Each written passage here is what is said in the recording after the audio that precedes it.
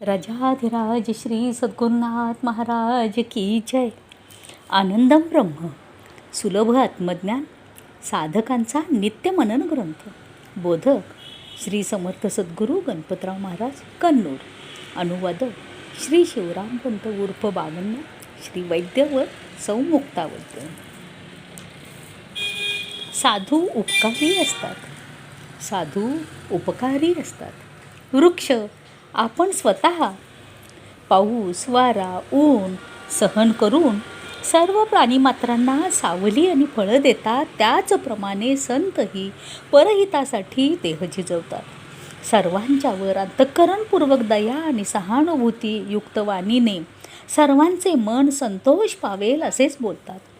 जसे पाणी हा दुष्ट आहे, हा सुष्ट आहे, किंवा ही गाय आहे, हा वाघ आहे, याकडे न पाहता सर्व प्राणीमात्रांची तहान भागवते, तसे साधू सर्वांना आनंद देतात.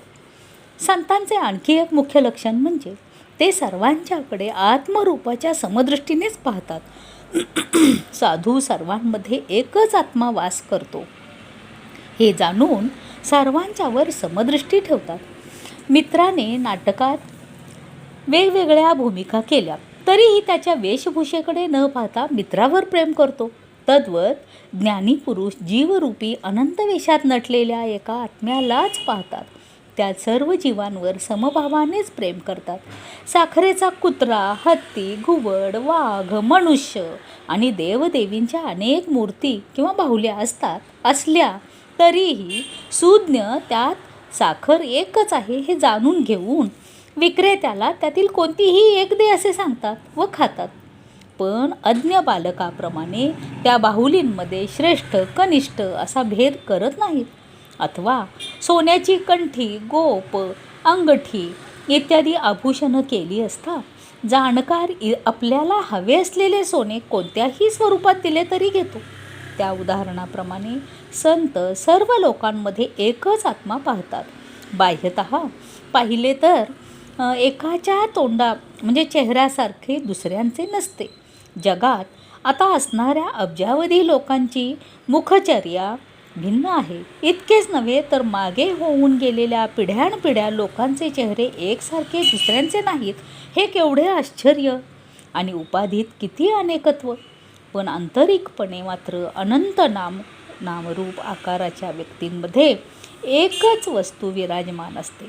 अनेकत्वामध्ये एकत्व पाहणे हेच ज्ञान आणि एकत्वाने सर्वांच्यावर समप्रमाणात प्रेम करणे म्हणजेच भक्ती. सत्संगतीची महती. सत्संग हे अलभ्य, अगम्य, अमोघ आहे. खरं म्हणजे खरे संत लाभणे हेच कठीण आहे. हजारात काय लाखात सुद्धा एखादा संत असतो. बरं, तसे संत जवळपास असले तरीही त्यांना शोधून काढणे कठीण, कारण ते कोणतेही अवडंबर किंवा दिखाऊपणा करत नाहीत, मात्र आपले श्रेष्ठ गुण लपवतात. सारांश, खरा संत लाभणे आणि त्यांना ओळखून सत्संग करणे या दोन्ही गोष्टी विरळाच, पण त्या लभ्य झाल्या तरच परमपद प्राप्त होते. संतांच्या संगतीने अंतरंगात बदल होत जातो. त्यांच्या सहज बोलण्याने संशय निवारण होते. संत सदैव आपल्या सहज अनुभववाणीने हितोपदेश करीत साधकांना परोपरीने शिकवतात. गुरुच सर्वांपेक्षा श्रेष्ठ संत होत. अनेक संतांमध्ये आपल्याला उपदेश करणारे, आपल्या उद्धाराची जबाबदारी घेतलेले संतच गुरु होत.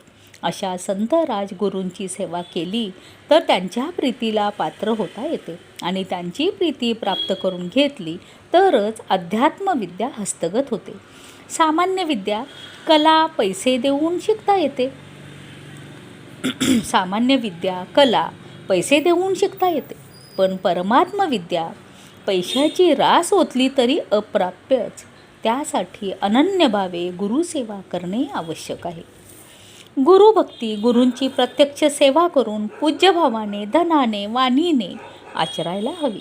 अशी भक्ती केल्यानेच महत्त्वाचे रहस्य अध्यात्मविद्या हाती लागते.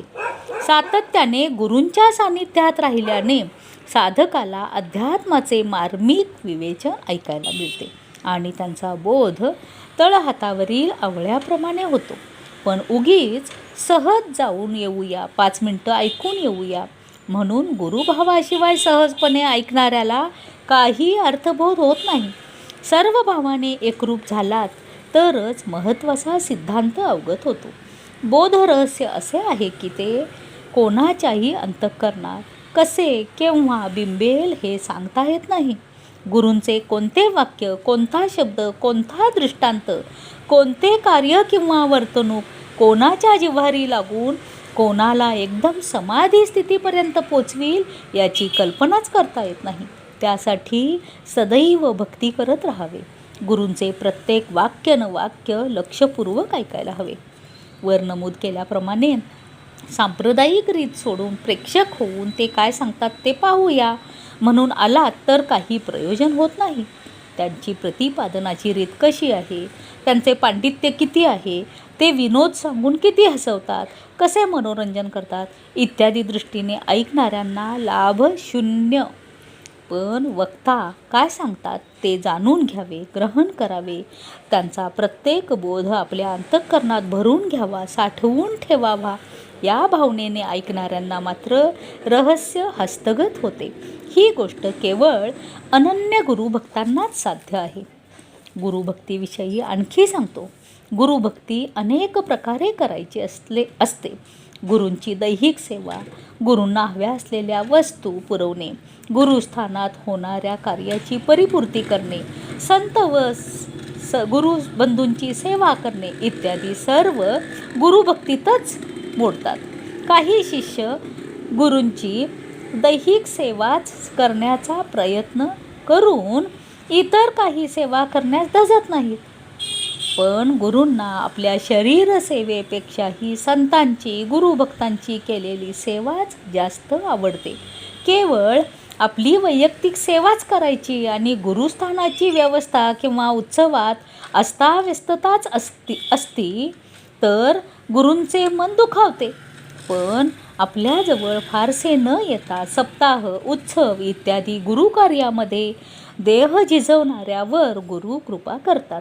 ते सदैव सर्व शिष्यांच्या सर्व सेवेचे सूक्ष्मदृष्टीने अवलोकन करत असतात. केवळ आपल्या शरीराची वरवर सेवाच करणाऱ्याला फार सेवा केलीस बाबा एवढेच बोलून संपवतात. पण कार्य विशेषत्वाने आपल्यापासून दूर असले तरीही सेवाभावाने कष्ट करणाऱ्या शिष्यांवर कृपा करतात. वरील विवेचनाने कोणी असे समजू नये की गुरूंची प्रत्यक्ष सेवा महत्त्वाची नाही. गुरूंच्या आज्ञेनुसार करायला हव्या असणाऱ्या कार्याबरोबरच शिष्यांनी प्रत्यक्ष गुरुसेवेतही तत्पर असायला हवे. पण गुरुसेवा करण्यातही एक विवेक आहे. गुरूंना अवश्य असणाऱ्या दैहिक सेवेला फारच मर्यादा आहे.